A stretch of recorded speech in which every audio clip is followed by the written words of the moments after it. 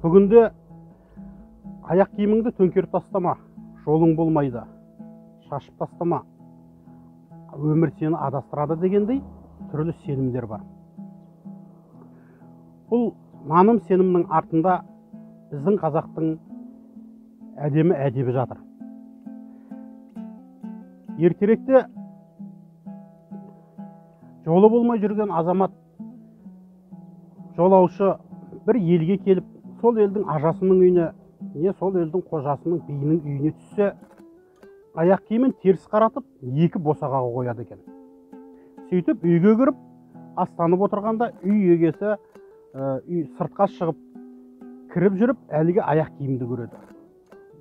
Екеуі екі босағада және төңкеріліп жатса, ішке кіріп, қайтардан мейманнан басындағы жағдайын, сапары жайында сұрайды екен.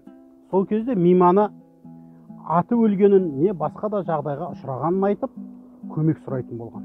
Ал егер үйдің егесі кіріп шығып жүріп, төңкеріліп, екі босағада жатқан аяқ киімді көрсе де, мейманынан қал сұрамаса, мейманы бұл үйден маған қайыр жоқ екен деп шығып кететін болған.